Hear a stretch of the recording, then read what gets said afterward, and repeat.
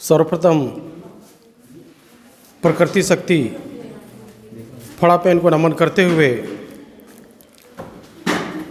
आज इस बलिदान दिवस पर उपस्थित हमारे बीच हमारे मार्गदर्शक सम्मानीय BL भट्टी जी, सम्मानीय नरेती दादाजी, सम्मानीय मार्को जी, सम्मानीय भलावी जी, सम्मानीय संत कुमार मरस्कुले जी, सम्मानीय हमारे साथी उइके जी, इनवाती जी एवं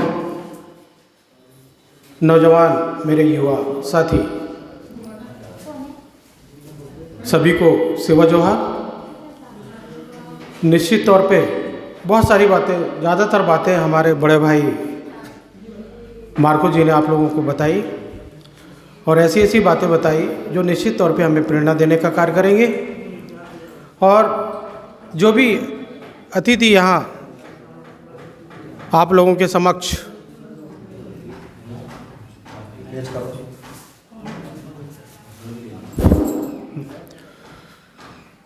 जितने भी अतिथि आप लोगों के समक्ष जो भी बात रखते हैं, मेरा निवेदन है आप लोगों से कि उस चीज़ में से जो भी आपके काम की चीज़ है उसको निश्चित तौर पे आप उस पर अमल करेंगे तो हम अपने आप को भी आगे बढ़ाने का कार्य करेंगे और समाज को भी आगे बढ़ाने का काम करेंगे। आज हमारे लिए बहुत महत्वपूर्ण दिन है।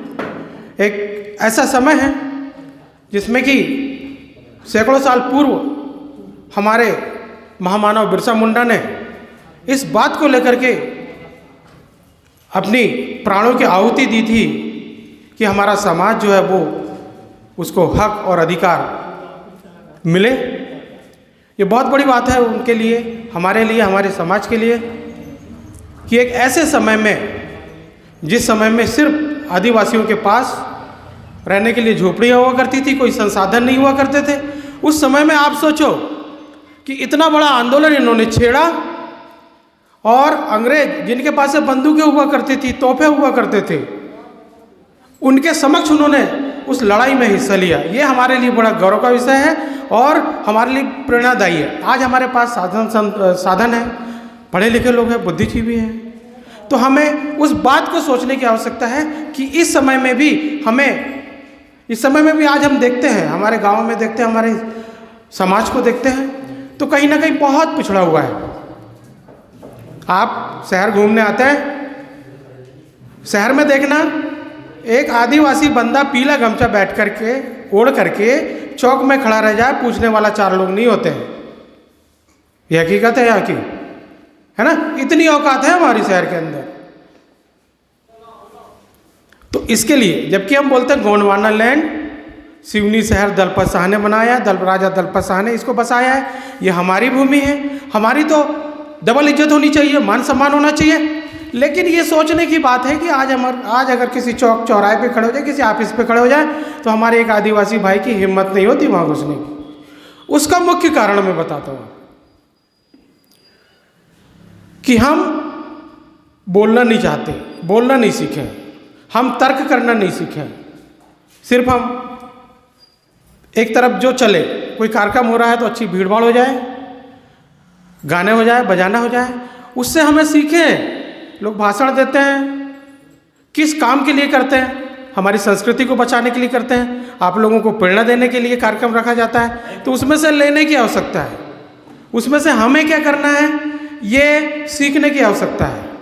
ऐसा नहीं है कि हमने कार्यक्रम कर लिए, हमारा बढ़िया हो गया, नाच गाना हो गया, खाना अच्छा हो गया, हम घर चले गए, सब ठीक ठाक हो गया। उसके बाद विचार करने की आवश्यकता है। ये विचार आप लोगों को आपस में बैठ करके करना है कि आगे यार फलाना आदमी ऐसा बोल रहा था, आज हमारा समाज गरीब क्यों है?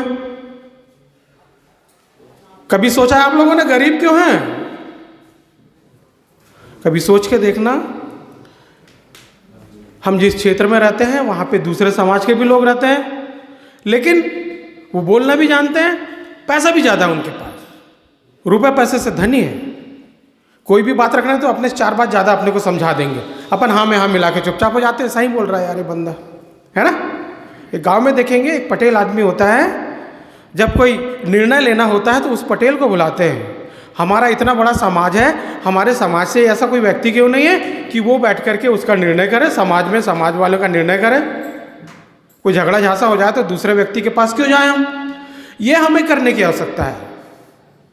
जब तक हम समाज को इकट्ठा नहीं करेंगे, समाज के बीच में बैठेंगे नहीं, आपस में वार्तालाप नहीं करेंगे, तो रास्ता नहीं निकलेगा आगे हमें कैसे बढ़ना है और हमारे समाज को कैसे आगे लेके चलना है। समझ रहे हैं? इसके लिए कितना ही पढ़ लें, पढ़ लिख के आदमी, मैंने ये भी देखा है कि गांव में राशन कार्ड में तक नाम नहीं है लोगों का, बड़े बड़े अधिकारी बन गए, गांव छोड़ के चले गए, दोबारा वापस नहीं आए। तो ऐसे भी शिक्षा किस काम की? उसके साथ में हमें यह सीखने की आवश्यकता है कि हमारे समाज का उत्थान हम कैसे करेंगे।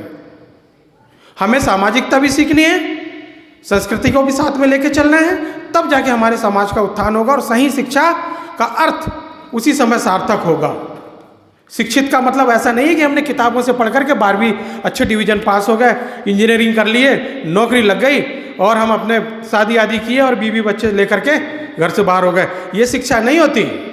शिक्षा होती है कि हम समाज को हम कैसे अपना थोड़ा सा भी समय अगर दे पा रहे हैं, पढ़ने के बाद में आदमी बुद्धिजीवी हो जाता है। ये कहते हैं वो बुद्धिजीवी व्यक्ति जो समाज को और अपने साथियों को, अपने सबको लेकर के अपने बराबरी से उठाने का प्रयास करें, वो शिक्षा हो। ऐसी शिक्षा होनी चाहिए समाज में। तो ये हमें करने की आवश्यकता है। आज सिवनी के अंदर में देखते हैं एक हाथ सिंधी के लड़के को छेड़ दो, तुम एक फोन लगाएगा तो पूरे सिंधी इकट्ठे हो जाएंगे, पूरे लड़के इकट्ठे हो जाएंगे। और किसी आदिवासी को चौक में पिटता हुआ देख लो तुम लोग, बोले साला जरूर बदमाशी किया होगा इसने, हमारा क्या लेना देना उससे, हम बाजू से चले जाएंगे, रास्ता बदल लेंगे, लेकिन उसके पास पूछने नहीं जाएंगे कि यार ये हमारा बंदा है, ये पिट रहा है, क्यों पिट रहा है। तो ऐसी भी सामाजिक एकता किस काम की कि कार्यक्रम कर रहे हैं और हम चले गए। तो ऐसे समय में भी हमें खड़े होने की आवश्यकता है। जहां गलत हो रहा है, ये तो उतने भी पढ़े लिखे नहीं थे बिरसा मुंडा, फिर भी उन्होंने गलत के प्रति अंग्रेजों के खिलाफ बिगुल बजाई, जल जंगल जमीन की बात ऐसी उठाई कि इतिहास में आज उनको हम भगवान बोलते हैं। तो ऐसा काम हमें 1% भी अगर हम कर लेते हैं तो निश्चित तौर पर हमारा समाज जो है वो इकट्ठा होगा और समाज आगे बढ़ेगा और विश्वास करेगा एक दूसरे पे। तो ये करने की आवश्यकता है हमें। जब भी जहाँ जिसको ज़रूरत पड़ती है, आप सारे लोग मिलकर के उसमें सलाह करें कि हमें शिक्षा में क्या करना है, लोगों की मदद कैसे करनी है। अपने आप देखना हो। जहाँ तक मैं अर्थ की बात करूँ, हमारा समाज बहुत गरीबी से जूझ रहा है, बहुत गरीब है आज भी। जिसके पास ज़मीन थी हजारों एकड़, सैकड़ों एकड़, वो आज दूसरे लोग उस पर कब्जा करके बैठे हैं, है ना। ये देखना पड़ेगा हमें। हम जिस गांव में रहते हैं, हम दुनियादारी में कितनी बात कर लें, देश विदेश की बात कर लें कि शासन प्रशासन ऐसा कर रहा है, विदेश में ऐसा कर रहा है, हम यहाँ क्या कर रहे हैं। सबसे पहला प्रश्न उठता है कि हम हमारे गांव में क्या कर रहे हैं। पहले हम अपने घर को सुधारें, फिर गांव को सुधारें, फिर बाहर की सोचें। तो सबसे पहले हमें अपने आप को सुधारने की आवश्यकता है। हम अगर पढ़े लिख भी रहे हैं तो एक रास्ता ये लेके चलें कि हम आगे आर्थिक रूप से मजबूत कैसे होंगे। हम जिस दिन आर्थिक रूप से मजबूत होंगे तो हमारी शिक्षा भी अच्छी होगी, हमारी सोच भी आगे बढ़ेगी, लोग भी तुम्हारी इज्जत करेंगे। तो इसके लिए व्यवसाय में हमारा समाज बिल्कुल भी आगे नहीं है।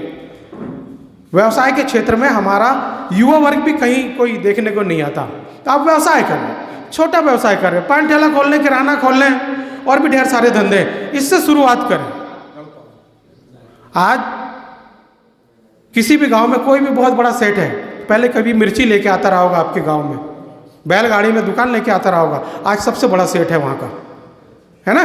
तो वो मेहनत का नतीजा है। तो हम छोटी सी दुकान लेकर के बैठे, निश्चित तौर पे जब अनुभव होगा धीरे धीरे हम उसको आगे बढ़ाएंगे तो आर्थिक रूप से हम मजबूत भी होंगे, हमारे परिवार को पढ़ाएंगे लिखाएंगे, बच्चों को पढ़ाएंगे लिखाएंगे। तो ये हमें करने की आवश्यकता है, तब जाके हमारा समाज और हमारी आने वाली पीढ़ी जो है वो आगे बढ़ेगी। तो इससे ज़्यादा मैं क्या बोलूँ, सारी चीज़ें हमारे बड़े भाई मार्को जी ने पूरा इतिहास बता दिया। इतिहास बताने की आवश्यकता नहीं है, इतिहास लिखने की आवश्यकता है। आज हम जहाँ से चालू कर रहे हैं वहीं से हम आगे कितना अच्छा कर सकते हैं उतने करने की कोशिश करें। तो अंत में मैं कहना चाहूँगा, जो व्यक्ति पानी से नहाता है वो लिबास बदल सकता है, जो व्यक्ति पानी से नहाता है वो लिबास बदल सकता है, और जो पसीने से नहाता है वो इतिहास बदल सकता है, वो इतिहास बदल सकता है। बहुत बहुत धन्यवाद। जय सेवा, जय पढ़ा।